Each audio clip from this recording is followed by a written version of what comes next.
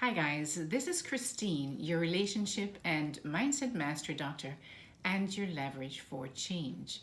Today I'm going to be speaking about the anxious preoccupied and how they miss a lot of opportunities in the dating phase by really ignoring some very important red flags.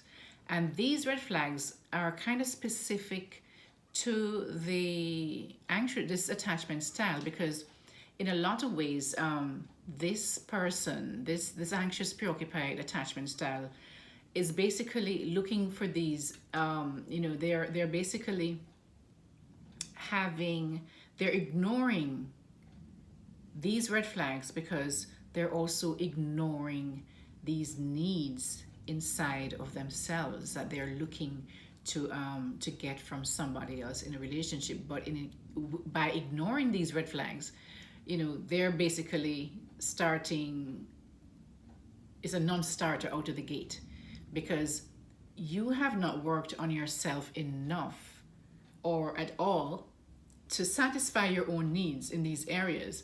And so these are the areas that you ignore and you repress. And so by repressing it, you're not even able to notice when some of these red flags are there, saying, here I am in the middle of, like in your dating process, because you just barrel right into the relationship and ignore every single red flag. And I'm just going to kind of mention some of these red flags that you are ignoring, and that will cause you, it is really is a non-starter. It will cause you a lot of pain, and will just kind of be a cause of concern for you later on, because if you decide to even stay in this kind of relationship, it's going to cause you a lot of pain to be in this relationship. So what are some of the, by the way guys, before I start, let me remind you of my channel membership that I have. If you check below this video, there's a button that says join. And when you click that button, it will kind of give you the 5 different levels of memberships that I offer. And there's something there for everyone. I'm sure you could find someone. If you just basically just want to support this channel because you found the information that I am, the content valuable, then you can support me $3.99 each month, right? You can stop whenever you want. You're not set in stone. You can stop when you want. If you feel like it's no longer serving you, then you can stop whenever you want. It goes up to the VIP level, where there's an offering of a one-on-one coaching with me once a month for that VIP level. But throughout the month, you also have in the membership site, you have videos that's just specific for you and your growth. We will have chats to really expand on those videos maybe, or answer your questions. And the next thing is that once a month you have that one-on-one 1 hour long coaching that will kind of allow you to just speak specifically about your own issues, because in the chat is going to be a general thing, and maybe you're not comfortable putting out your business in the middle of a chat to total strangers. So this one-on-one coaching once per month does allow you to do that, and then I can guide you specifically in the areas that you're having challenges. All right guys, so let's get back to some of the red flags that a lot of individuals with the anxious preoccupied attachment style is missing when they are dating, in the dating process. And one of this is one of the red flags to begin with is that someone who will continuously making you the butt of their jokes. You might think that they may, because what they'll say to you is, if you complain about it, they'll say you're too sensitive. But whatever it is that they're doing, you're always the butt of their jokes. And it makes you feel bad, but then you never ever in your life, in your personal life, stand up for yourself. So you find it difficult to even say to them, even when you recognize the red flag, you find it difficult to say no, I don't like that, because you have not stood up for yourself in your own life. And this is one of the reasons why you're not even able to either voice that concern to this person or just say, no, this is not going to work for me. All right, so making you the butt of their jokes is one thing, and they will always say to you, "Oh, you're too sensitive," or "I was only joking." You know, minimize that. But then remember, guys, as relationships continue, these things get worse, and very soon you'll start feeling like nothing because they will be making you saying some horrible things and telling you it's a joke. So the next thing, guys, it could be also belittling your needs. You know, say for example that you say you need, you may discuss something like, for example, the 5 love languages, and tell them what you need to really feel loved. And you know, if and then you ask them theirs, of course, because it's a two-way street. But they might laugh at you and belittle your needs and say, "Oh, that is just stupidness. I mean, that's ridiculous. I've never done that. I'm not going to do it, and that doesn't even work," or you know, whatever it is. But they're not going to be able to listen to you. They're going to always belittle anything that you suggest, right? So that's another red flag, because you've always also never stood up for your needs. You've always put your needs, everybody else's needs ahead of yours, because you're so caught up into having someone in your life that you prefer to stay in that, you know, you belittle your needs and put all your effort into what their needs are. The next thing is, guys, if somebody is continuously making last minute plans, and this is also from that sense of the fear for the anxious preoccupied, the fear of losing someone, because as I say, you have not grown to the place where you are comfortable being alone.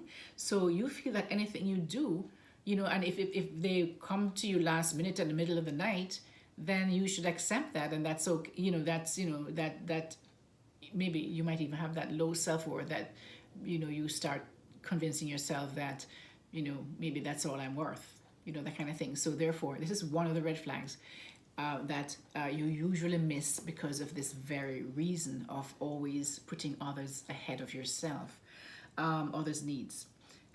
Another red flag that you will miss too a lot is ignoring your boundaries. If this person is continually ignoring your boundaries, you tell them and you say, "I don't like it when you do that," or you know, when you say you're coming at 9, I'd like you to show up at 9 and not 11 o'clock or 10 o'clock or whatever it might be, you know, because I'm getting ready for that time. So ignoring your boundaries, that's one thing. If you tell them and they keep bypassing that boundary and just stepping over it and running rampant over it, then that's a big red flag. Because as I say, as the relationship continues, it only gets worse. It does not get better, guys. I know that a lot of also individuals with this relationship, this attachment style, have this thing of fixing people, and you believe that you can fix others, right? And so when you see all these red flags, you think that, "Oh, I'm the person who's going to be able to fix them. They're going to change for me." No, stop that. It does not happen,